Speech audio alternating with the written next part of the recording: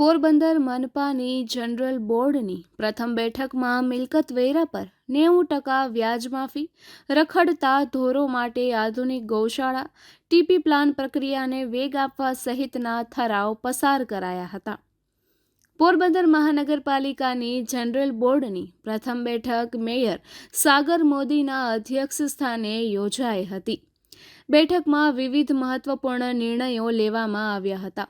બેઠકમાં દક્ષિણ ઝોનમાં કાર્યરત સબ રજિસ્ટ્રારની નિવૃત્તિને ધ્યાને લઈ તારીખ 1 જુલાઈથી નવા સબ રજિસ્ટ્રારની નિમણૂકને મંજૂરી આપવામાં આવી હતી.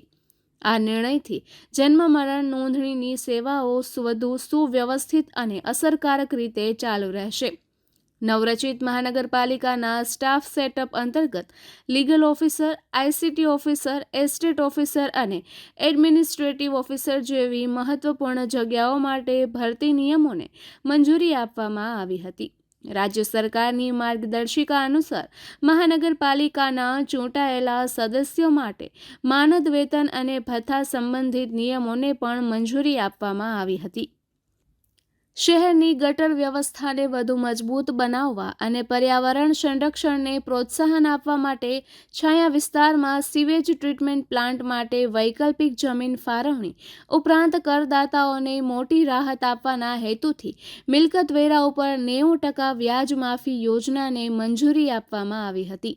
તારીખ 30 સપ્ટેમ્બર સુધી વન ટાઈમ સેટલમેન્ટ અંતર્ગત કેશલેસ પેમેન્ટ દ્વારા બાકી વેરાની સંપૂર્ણ રકમ ભરનાર કરદાતાઓને આ યોજનાનો લાભ મળશે. શહેરમાં રખડતા ઢોરોની સમસ્યાના કાયમી નિરાકરણ માટે ગાય, ખૂટિયા સહિતના પશુઓને પકડી તેમના યોગ્ય નિભાવ, સારવાર અને સંભાળ માટે તમામ આધુનિક સુવિધાઓથી સજ્જ ગૌશાળાનું નિર્માણ કરવામાં આવે તે માટે સરકાર પાસેથી જરૂરી જમીન ફાળવવા દરખાસ્ત કરવાની કાર્યવાહી હાથ ધરવાનો નિર્ણય લેવામાં આવ્યો હતો. શહેરના સુવ્યવસ્થિત વિકાસ માટે શહેરી વિસ્તાર સત્તામંડળની વિકાસ યોજના ડીપી પ્લાન અંગે દરખાસ્ત મંજૂર થતાં નાગરિકોના વાંધા સૂચનો મેળવવા જરૂરી મંજૂરી મેળવવાની કાર્યવાહી હાથ ધરવામાં આવશે. આ પ્રક્રિયાથી ભવિષ્યમાં બાંધકામ સંબંધિત પ્રશ્નોના સરળ અને કાયદેસર નિરાકરણનો માર્ગ મોકળો બનશે. નિપુલ પોપટ, પોરબંદર ટાઈમ્સ. પોરબંદર મહાનગરપાલિકાની સ્થાપના થઈ તે પછી ઇલેક્શન થયું ને ઇલેક્શનમાં જે ભારતીય જનતા પાર્ટીની બોડી બેઠી તે પૈકીની આ પહેલી જનરલ બોર્ડ મિટિંગ હતી. પહેલી જનરલ બોર્ડ મિટિંગમાં 7 મુદ્દા ઉપર નિર્ણયો લેવાયા છે. એમાં મુખ્ય મુદ્દો છે OTS, one time settlement scheme અમે લઈને આવ્યા છે.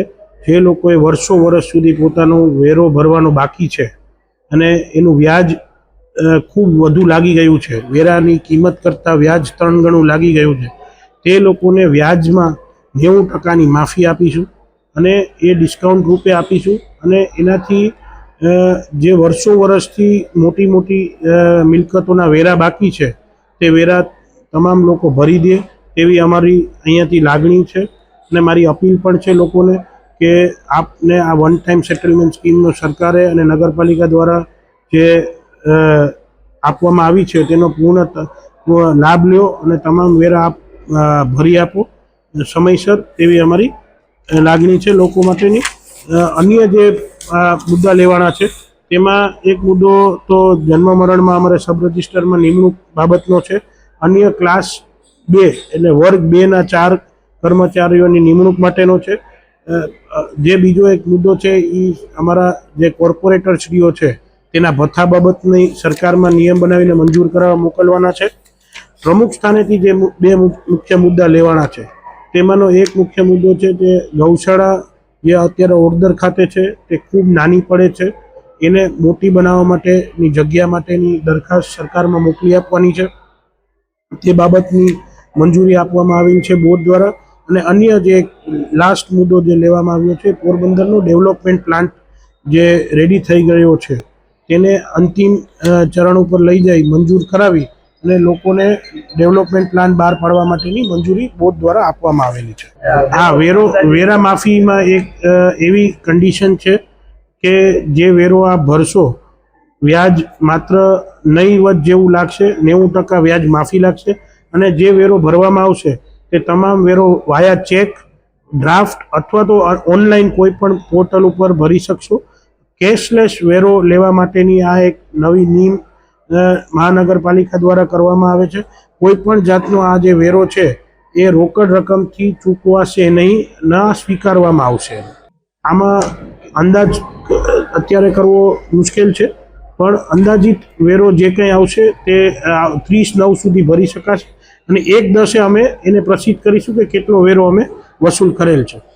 જે ભથ્થા બાબતે છે તે સરકાર દ્વારા અમને એક નિશ્ચિત રૂપે એક પરિપત્ર કરવામાં આવેલ છે, જેમાં એનું માસિક ભથ્થું 7,000 રૂપિયા આપવામાં આવશે. 500 રૂપિયા પ્રતિ બેઠક, એ 2500થી વધુ ન જોઈએ. ટેલિફોન ભથ્થું 1,000 રૂપિયા માસિક આપવામાં આવશે.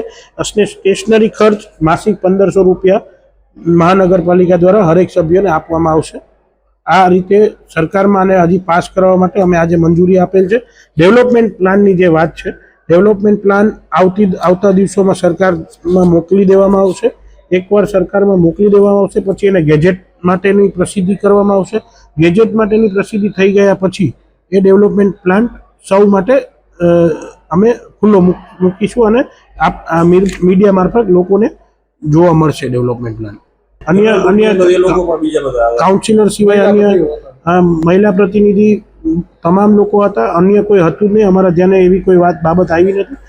આપ અમારા ધ્યાને મૂકો છો તો અમે બીજી વખત કોઈ હાજર ના રહે તેવી તાકેદારી રાખશું. Thank you.